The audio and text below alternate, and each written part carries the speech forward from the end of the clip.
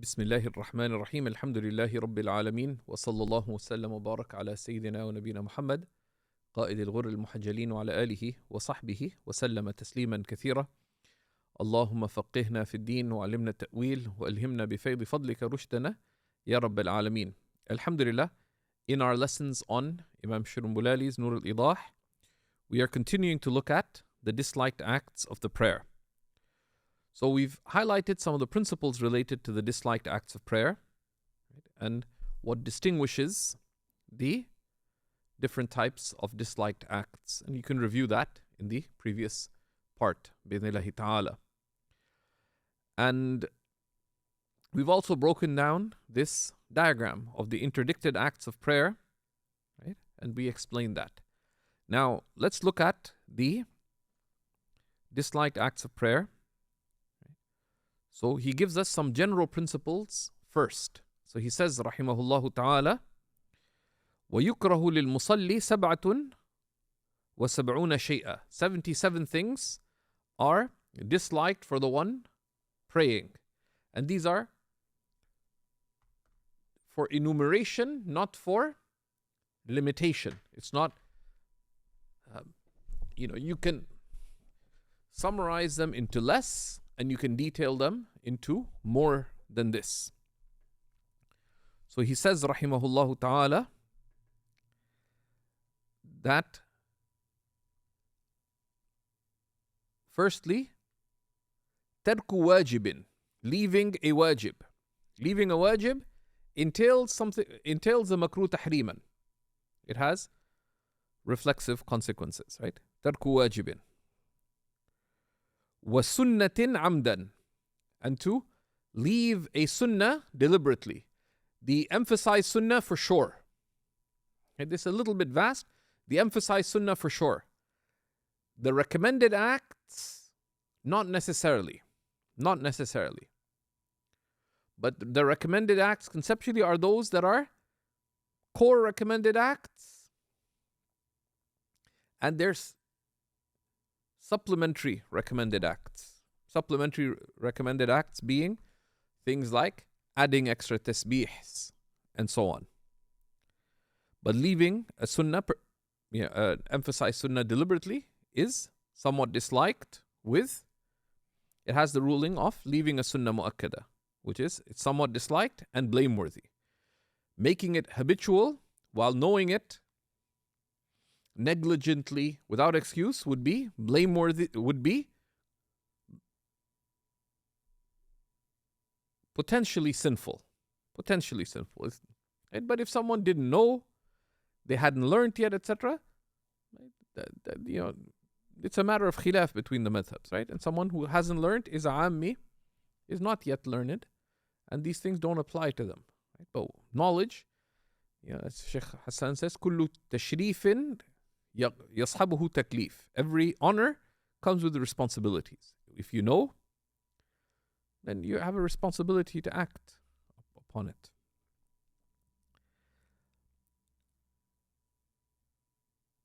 وَكَعَبَثِهِ بِثَوْبِهِ, or fidgeting with one's garments. And fidgeting in general is prohibitively disliked. Fidgeting is prohibitively disliked. بِثَوْبِهِ وَبَدَنِهِ, whether with clothing or bodies. Right? So, omitting a wajib or an emphasized sunnah or a specific sunnah.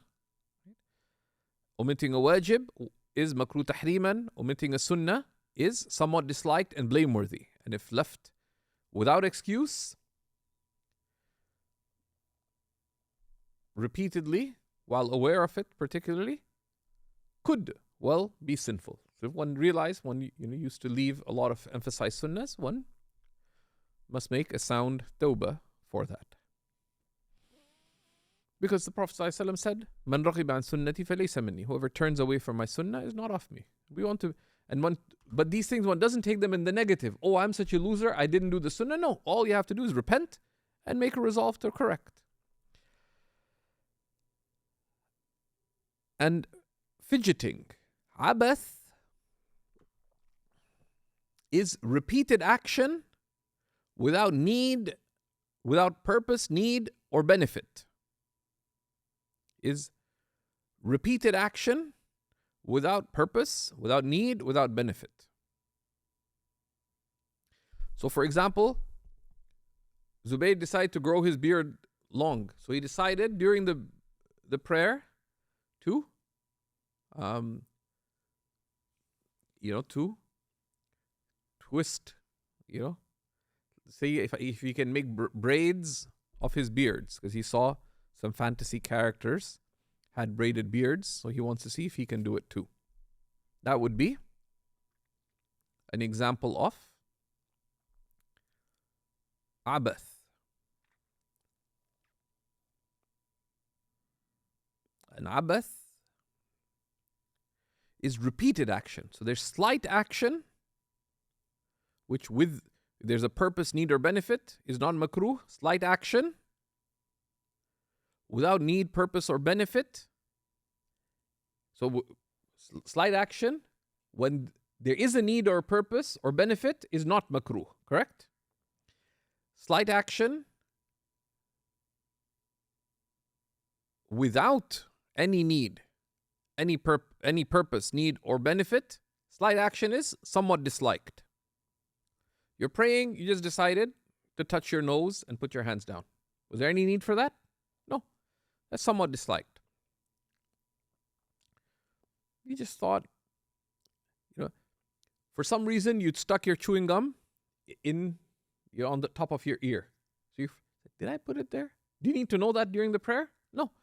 You went to check. There's no need or benefit in doing that. I mean, if it was disturbing, you can get rid of it.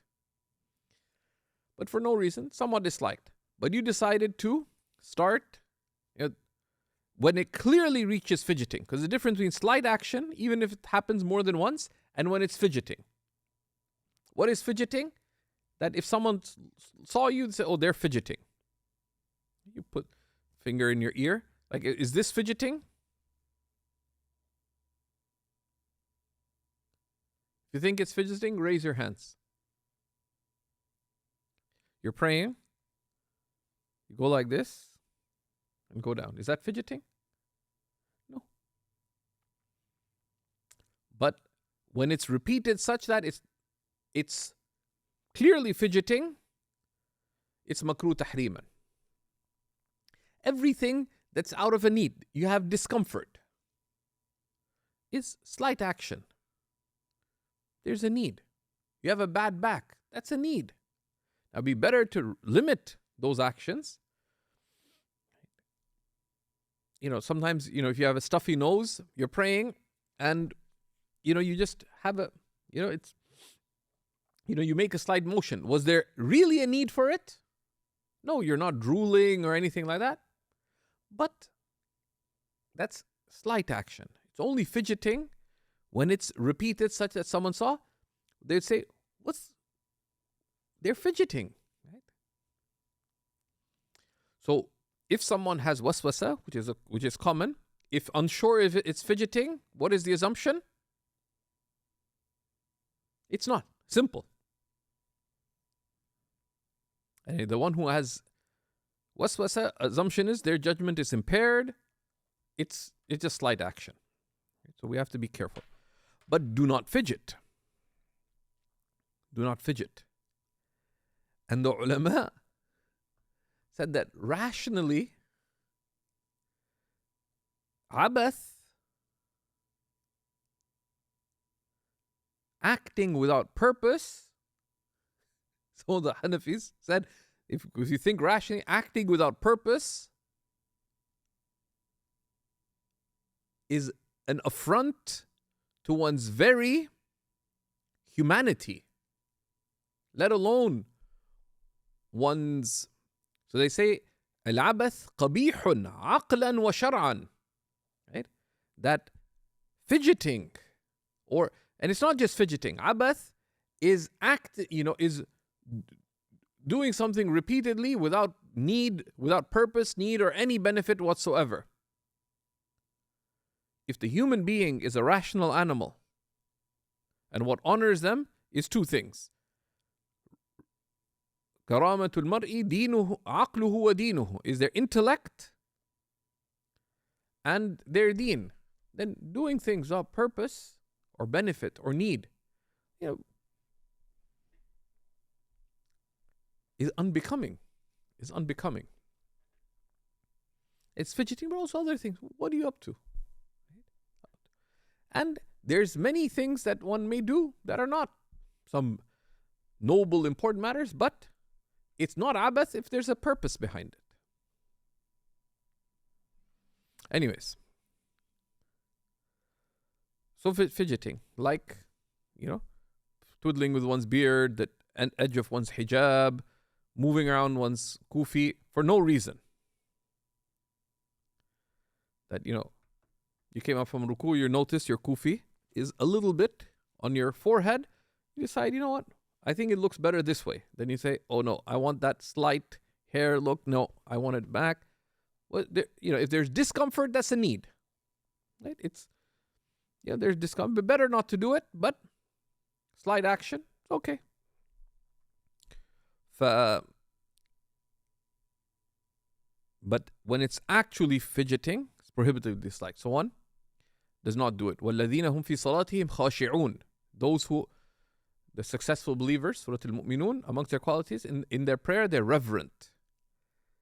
There's a reverence of the heart, there's a reverence of the limbs. Then he says, rahimahullah ta'ala, in terms of our physical postures, he says, وَقَلْبُ الْحَصَى إِلَّا لِلسُّجُودِ مَرَّةً. And turning over a pebble, unless it disturbs one, when one goes to prostrate, so one does it once, meaning with slight action. So the best thing is to avoid it. But let's say the pebble is right where one's going to prostrate, it's best just to ignore it, just prostrate on it. But if it's going to cause you discomfort or distraction, then with slight action. وَفُرْقَعَةُ الْأَصَابِعِ. And to crack one's fingers. Again, it's akin to fidgeting. Same principle. Some said it's outright makruh tahriman, furqatul asabi', to crack one's fingers. But some people have very crackable fingers. I have a relative, when he prays, sometimes it's very noticeable. I know they joined the jama'ah because suddenly there's like ankles, fingers, toes, all kinds of crackly things. So this is when, if it's slight action, they're just praying, and some people just literally press and they can crack a finger. No, this is when it's akin to fidgeting. So cracking one's fingers is disliked. It's an unnecessary action, correct? When it becomes like fidgeting, clearly, then it will be prohibitively disliked. And again, don't do it. If it happened, it's slight action. And if there's a need, sometimes it's discomfort. Let's say you slept on your wrist and your wrist is hurting. So, it's causing you discomfort to hold your arm. So you just, you cracked it because that was slight action with need. Is that makruh? No. So those principles apply. Slight action with need, not disliked. Without need, somewhat disliked. Slight action that's repeated without any, purpose, need, or benefit is prohibited disliked when it becomes clearly fidgeting. And you can apply the onlooker criteria. Someone sees you, they will clearly say, fidgeting. They say, what's she doing? Right? That's when it is fidgeting. When you have waswasa, it's not fidgeting, basically. وَفُرْقَاتُ الْأَصَابِعِ وَتَشْبِيكُهَا. And to interlace one's fingers within the prayer. Is there any posture in which you need to interlace your fingers? No. Now, if it just happens that, you're putting your fingers together and it happened to interlace, that's just an oops moment. Like the sister, she came up from sujood. She's wearing, decide to wear her older brother's jubba. So she gets both fingers out, You put your hand. So what happened? They happen to interlace, and it's cold. Fingers are a little stiff. That's not the issue. The issue is without need, you interlaced your fingers. Same thing. Interlacing one's fingers, if it just happened, it's excused. If it was slight action without need, somewhat disliked. If it resembles fidgeting, then it is prohibitively disliked.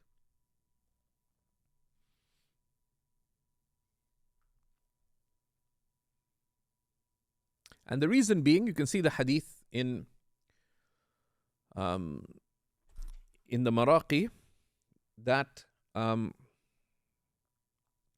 Prophet ﷺ forbade for the tashbik al-asabi', interlacing one's fingers, in the prayer. Because it's the things that the lazy or the arrogant do. You know? Or the distracted. You know? Class is not over. You know, you're kind of, you know. Now, tashbik al-asabi', and here I'm not necessarily agreeing, based on other texts, on what Imam al-Tahtawi says about some of the karahas, just for the record. And it's something I reviewed with credible scholars, amongst them Mufti Mahmoud Ashraf Usmani, that the principles of karaha are those. Slight action without need. Slight action with need is not disliked. Slight action without need is somewhat disliked. Repeated slight actions without need, without purpose, need, or benefit are prohibitively disliked when they become akin to fidgeting. And then when repeated actions reach al-amal al-kathir, excessive action, which is the onlooker criteria we talked about in the invalidation of prayer, then it breaks the prayer. If unsure, you assume it's only slight. If you have waswasa, don't even think about it. Just keep going. Interlacing one's fingers is makruh when waiting for the prayer as well. Because what's the adab of waiting for the prayer? Is that you be avid and awaiting the prayer keenly. You know, the Prophet ﷺ said, وَانْتِظَارُ الصَّلَاةِ إِلَى الصَّلَاةِ فَذَلِكُمُ الرِّبَاطِ فَذَلِكُمُ الرِّبَاطِ. Waiting from one prayer to the other. That is your fortification. That is your fortification. And the ulama explained that that refers to either somebody who prays one prayer at the masjid and they wait for the next prayer in i'tikaf. Or a woman at home, you know, she performs one prayer in her musalla and she waits for the next prayer. She sits at her musalla waiting for it in dhikr, dua, seeking knowledge, etc. That is your fortification, ribat, which is the highest forms of jihad.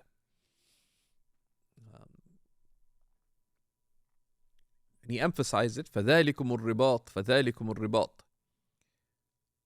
That should be the attitude of the believer, that waiting. But also, even if you have to do other things, you're awaiting the prayer. As the Prophet ﷺ would say to Sayyidina Bilal, أَرِحْنَا بِهَا يَا Bilal. Grant us comfort by it, by the prayer, O Bilal. So instead, you know, their iqamah has not happened, you're sitting there, fingers crossed, twiddling your thumbs. Why don't they start? Why don't you do something, right? Like if they've not started yet, it's an opportunity. Do some dhikr, recite Quran, open a book, read. Review your knowledge. So there's karaha in interlacing your fingers. Of course, if you need to because you're cold or something, that's slight, that there's a need for some reason. You have some kind of, there's people who have different types of stiffness of joints. So that's not interlacing your fingers. Like some people have to do these hand exercises, or they have, like stiff wrists from too much typing or something. That's not, we're talking about interlacing your fingers. This is ala wajh takasul, out of laziness, or dajar, or you're kind of like get on with things kind of thing. That is makruh when waiting for the prayer. in the masjid in general, it's unbecoming.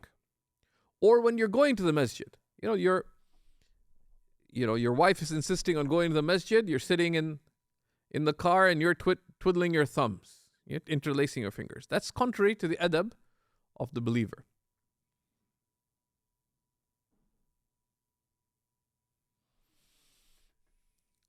Okay. والتخصر. والتخصر, which is وضع اليدين على الخاصرة, to put your arms on your sides. Again, without need or benefit. If your trousers are falling, that's a different thing. You had to avoid your pajamas falling down, and then you're going to quickly tie it with slight actions. Is that fidgeting? No, because that's repeated slight action, but there's need, because pajamas falling is pretty bad news in the prayer. So takhassur is to place your hands on your khasira, on your sides, without need. Without need. Because they say this is hay'atul jababira. This is unbecoming.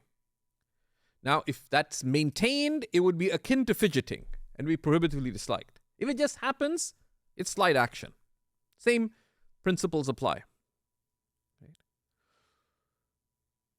Those three levels. Slight action with need, not disliked. Slight action without need, and by need we mean purpose, need, or benefit. So without need, somewhat disliked. When it's repeated or prolonged, such that it would be considered fidgeting or like fidgeting, then it is prohibitively disliked. So just putting your hands on your hips does not make your prayer makruh tahriman. Right? Someone got off from ruku' and they just put their hands on the sides because they got off from ruku' and they felt, oh my goodness, all that mansaf. They wanted to, just for a moment, they just put their hands on the side that, oh my God, is my belly really that big? Because they felt the wobble as they were rising. Okay. Slight action on need, somewhat disliked. Shouldn't have done it. And so these rulings are not arbitrary. So when they say it's prohibitively disliked, it's when it reaches that degree of being akin to abath. Okay. And there are those who are very strict. If you put it without need, it's makruh tahrim. But that causes confusion and waswasa. وَالِالْتِفَاتِ بِعُنُقِهِ, and turning with one's neck. So turning in the prayer is either with one's eyes, and that's improper. You're praying and you notice, is that Uncle Zayn? So you just look with your eyes. That's slight action without need. Unless, of course, you're fearing that Uncle Zayn is going to beat you up or stuff. So if he comes, you're running away. That's a different scenario, right? So if you turn, if it's just your gaze, it's somewhat disliked. Because what's the sunnah of looking? You look at your place of prostration when standing and wherever you put your gaze. If you turn your head, right, it's more disliked. Right? Turn your head, i.e., you turn your neck. That is somewhat disliked, and if it's prolonged, could be prohibitively disliked. The same three levels. Because there's a fundamental difference between you praying and a car zipped by and you for a moment looked. That's just slight action without need. But if it's prolonged, so you turn to look, oh, is that a Tesla, whatever model? And you keep looking, then it's akin to fidgeting. Right? It's akin to fidgeting. Someone looks, they say, why is he praying in that way? It's like fidgeting. That's when it becomes prohibitively disliked. Turning, and you're turning one's head. It's not just a slight turning of one's head. So don't get waswasa, right? That's one of the things. A lot of people, they misapply it. They say, okay, if I turn my head in the prayer, it is prohibitively disliked. No. So when you turn it such that it is like fidgeting. I hope that's clear. Okay. Wal-iqa'. An iqa' is sitting on one's rear with one's feet raised, right? Without need. Because that's like sitting like a dog. And the Prophet ﷺ interdicted it. There's several descriptions of it. If there's a need, someone has bad knees, etc., it's allowed. Otherwise, what's disliked about it? You're leaving the sunnah posture. And it's going to lead to unnecessary movements. Right? So it is blameworthy to leave the sunnah mu'akkada. Then he says, وَافْتِرَاشُ ذِرَاعِهِ, and to keep one's forearms on the ground fully. The full forearms are touching the ground. This is for men, not for women.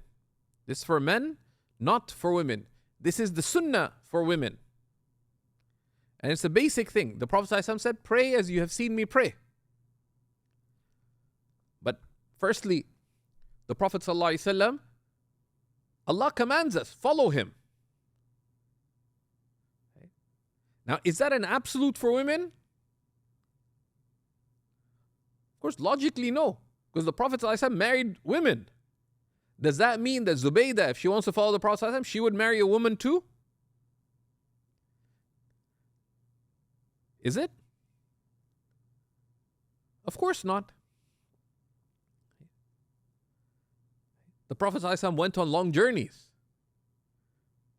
He walked alone at night. Is it proper for a Muslim woman to walk alone at night without, genuine need? Sometimes there's circumstance. Someone has to support her children, whatever. She's a single mother. When there's need, that's a separate situation. Even then, it's recommended. It's even not good for men to be walking alone at night, etc. But the sunnah is for people not to be alone in those situations. But particularly for women, for obvious reasons. So obviously, following the Prophet ﷺ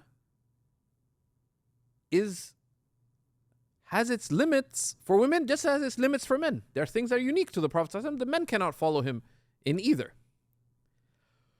So when the Prophet ﷺ says, follow me, pray as you have seen me pray, is in that which is befitting for you to follow me in. And we follow the Prophet ﷺ on the legal levels of following. That if you don't do half a night of prayer, have you failed to follow the Prophet ﷺ in his prayer? No. Because there are elements of the sunnah that you do off as much as you can. And there's some sunnahs were you to follow it and it affected other things, it would be contrary to sunnah. If you prayed most of the night and then didn't show up to work the next day, you're not following the sunnah. Because that's a recommended sunnah if you are able, but fulfilling your contractual obligations is an obligation. Right? So there's a way of following the sunnah for everybody. Right? So that's just poor reasoning. That you follow the Prophet ﷺ absolutely? No, that's just absurd. But the Prophet ﷺ himself taught the female companions how to pray. And there are elements that are clearly established that are distinct between the woman's prayer and the man's prayer as established by Sunnah. And this is across the four madhabs, there's slight differences in which elements are different between the madhabs. So this is just an absurd argument, right, by some of our attitudinally divergent brethren. There's, the Prophet ﷺ forbade this. Okay, we accept the hadith. But what does it mean? Simple.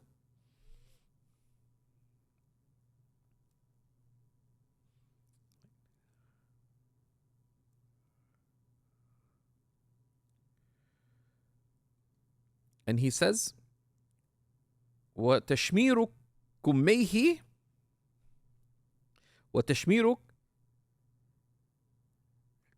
كُمَّيْهِ عَنْهُمَا أي عَنْ ذِرَاعِهِ, and to fold one's sleeves from one's forearms. To fold one's sleeves Why? Two reasons. One that would be more grave, which is if it causes fidgeting. Because if you just roll up your sleeves, what's going to happen? They start becoming unrolled. So it could lead to fidgeting and it could lead to distraction. So, and most likely it would lead to unnecessary slight actions. So that's why the Prophet ﷺ discouraged it. This is rolling up one's sleeves. Some of the ulama, and the second element is that if it's undignified dress, and undignified dress, as we'll see, is somewhat disliked. It's unbecoming, but somewhat disliked. Now, if that happens in a dignified way, you didn't roll up your sleeves, but rather you folded your sleeves. Let's say your jubba was a bit too long. Right? So you didn't roll it up, but you folded it neatly. Right? Many modern shirts have the, what's it called at the edge? The cuff? The cuff. It has a proper cuff. So you fold it along the cuff properly. Does this look undignified? No, right? It doesn't. You can barely tell I did anything, right? And is it likely with movements to, even if you folded it once more, right? Just say it was a hot day, so you folded it once more, right? And it doesn't lead to fidgeting, and it does not lead to distraction, and it does not look undignified. If it would lead to fidgeting, it'd be more disliked. If it would lead to distraction, outwardly, legally, it's somewhat disliked. Number 3, if it's undignified, it's somewhat disliked. So these are the 3 reasons. But if all of them are absent, if one does it in a dignified manner, then and that could also depend on custom. Let's say, one had it folded up. Particularly, it was already folded up. It's summertime. Someone at work, they were moving, they're rearranging their desk setup and so on in the offices. They're switching to an open office format or some different office format. And it's a bit, the boss keeps the cooling at 24 degrees. It's uncomfortable. Some people are more heat sensitive than others. So if it doesn't do any one of those things, it's still better to avoid that, but it's not clearly disliked. And the same thing would apply to trousers. That while it is sunnah for men to keep their trousers above their ankles,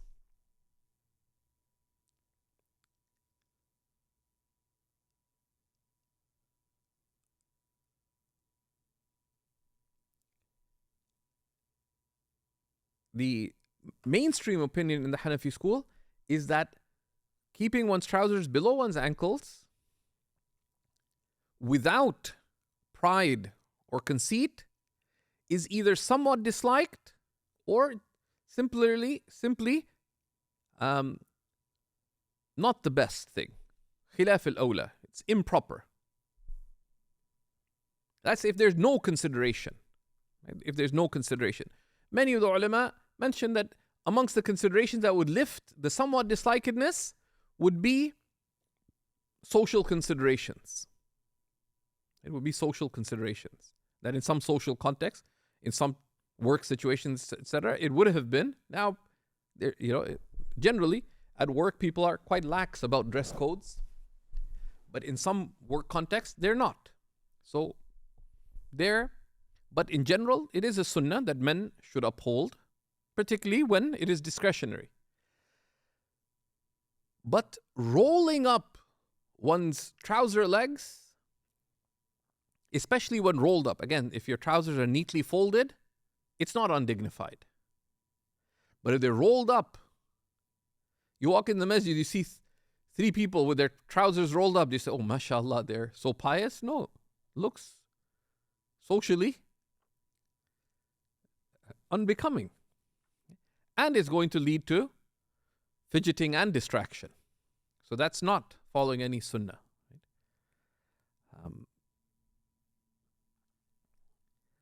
وصلاته في السراويل أي وحده مع قدرته على لبس القميص. And for a man to pray in trousers alone when able to wear a shirt.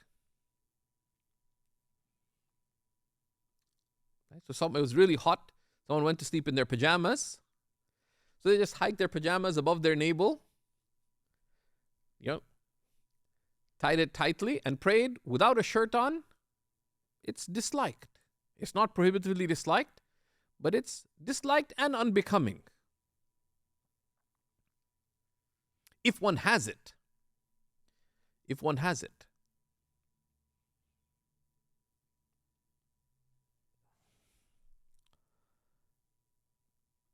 So these are, the first 13. Now, we mentioned placing forearms on the ground for men is makruh, not for women. Right? Rolling up on sleeves, we looked at the detail regarding that. Praying shirtless when able to wear a shirt. Now, it doesn't have to be a shirt. By shirt means something that covers one's top part, whatever it is. And then he says, وَرَدُّ السَّلَامِ بِالْإِشَارَةِ, responding to the salam by indication. Returning the salam with one's tongue breaks the prayer. Returning the salam by shaking hands breaks the prayer. But just by an indication, the legal analogy would have been it should break the prayer too. Because but the Prophet ﷺ allowed it. And we saw that when we looked at that it does not invalidate the prayer. Now, when there's no need, it's somewhat disliked. But when there is a need, it's not somewhat disliked. Just people are walking by. They didn't even greet you or stop or anything, and you just raise your hands just to wave. There was no need for that. Somewhat disliked.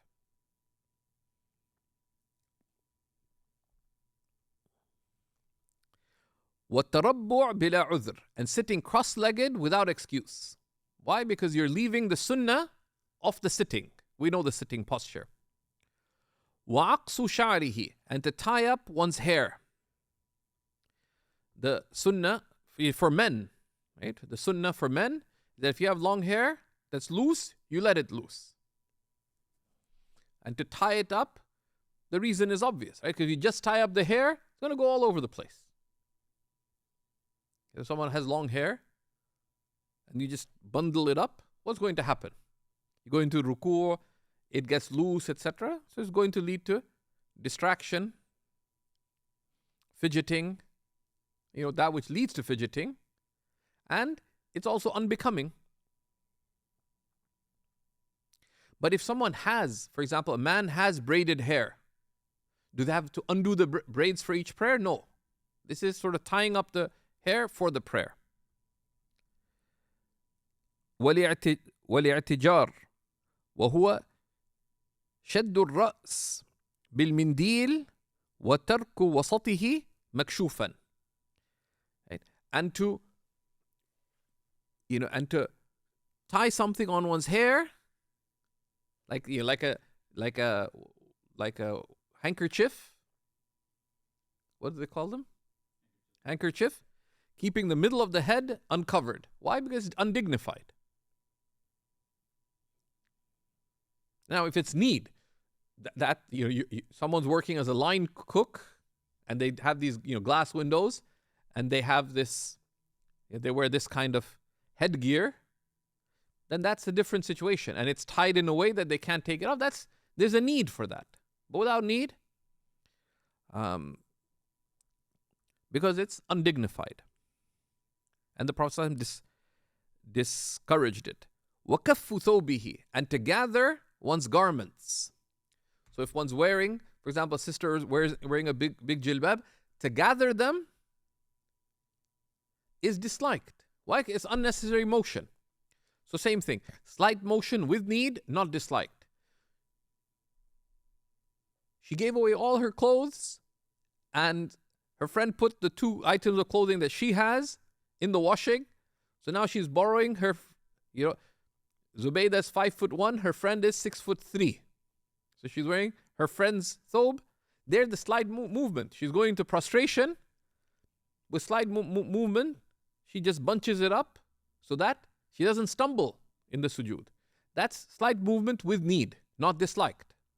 Slight movement without need, somewhat disliked. When you're fidgeting, you're rolling up the sleeves, or Bangladeshi sister, whoever decide to wear, a hijab compliant sari, which is not makruh. Right? There are women who wear a modest hijab compliant sari, and we've asked, trustworthy fuqaha, and they say no. If it's done according to the dictates of of dress, it's not makruh. If done that way, there's many things that can make saris problematic.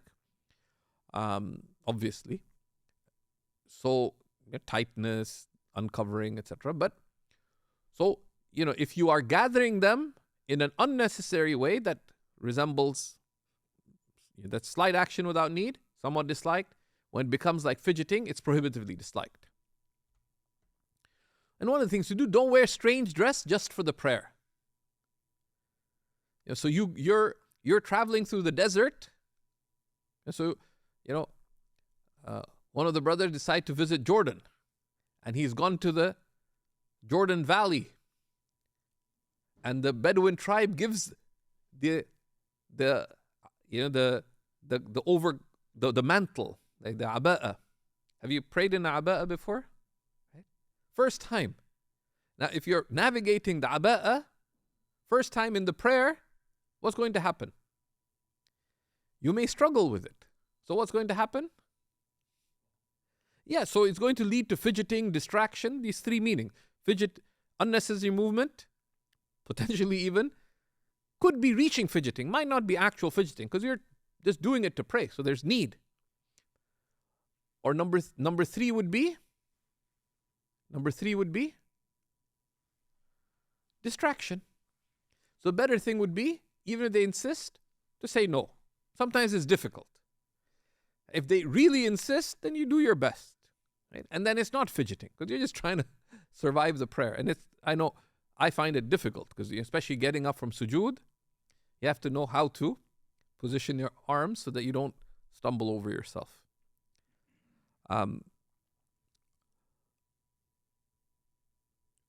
وَسَدْلُهُ, right? Sadluhu, or to drape something on one's shoulders, on one's shoulders or one's head without customary wearing. So, for example, if you have a shawl, and this is without need. So, if you put a shawl on your head, so some people pray like this. What's going to happen? You're going to sujood, right? It's going to lead to slight action, without need, because you could have just taken it off. Leads to slight action without need, could come close to fidgeting, and it's going to distract you in prayer. So one doesn't do it. So when it becomes fidgeting, it's prohibitively disliked. Unless it's with customary wearing. And typically it's customary wearing if you drape it in a manner that secures it. Right? So if you have it, if you have the 2 sleeves hanging, and you're not used to praying like that, because there's ways. Basically, what you do is you tuck it with your elbows. Like when you're going to ruku'ah, for example, etc. Yeah, you're used to it. It doesn't lead to those 3 things. It's not makruh. Or one drapes it over one's shoulder. But if you haven't done it before, if you drape it, what's going to happen? It's going to fall. Right? Or you adjust it in a way that doesn't lead to unnecessary movement, like, you wrap it fully around. But don't experiment with clothing in the prayer, basically. Right? So draping something over oneself without customary wearing is disliked. Slight action without need can lead to fidgeting, can also distract. The distraction It's not legally disliked, but it diminishes reward.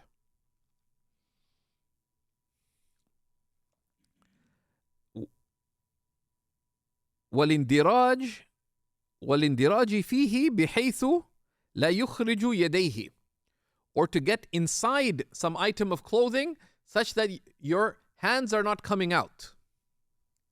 So you decide to wear this big jubba, but it's big. Or you wore this big jilbab, your great-grandmother's jilbab, but you didn't know that she was that great.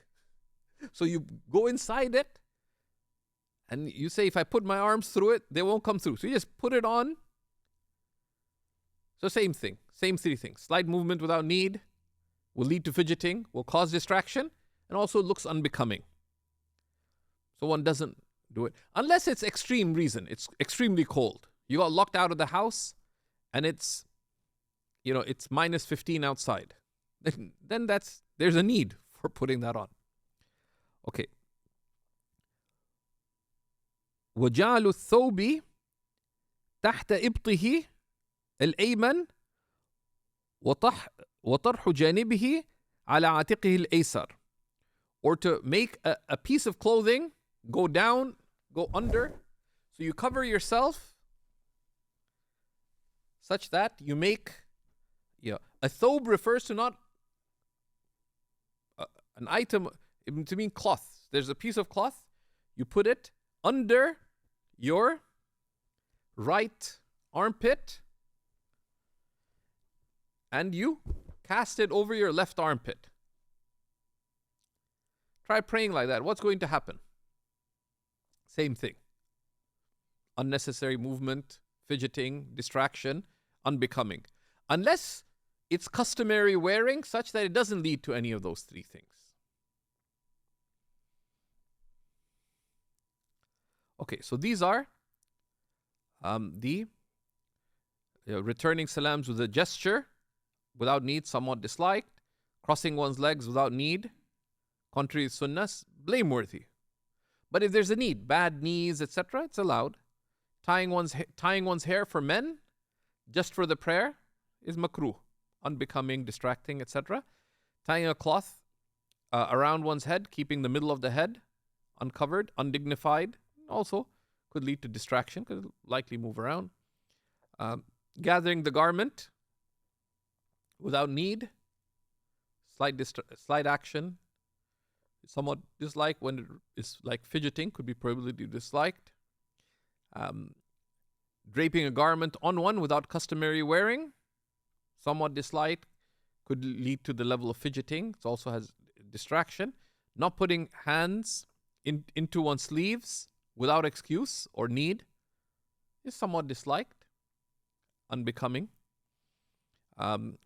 Draping cloth over one's shoulder in this way, same thing. All that's going to happen, you go into ruku, it's going to fall over. Then it's going to get loose. And then, if something like that happens, you realize, I tied my, I'm wearing this shawl in an awkward way. What do? With slight action, just get rid of it. Simple. And slight action with need is not disliked. So you put on a turban and it's becoming slowly undone. So what do? Just take it off. Simple. Slight action without need is not disliked. Okay.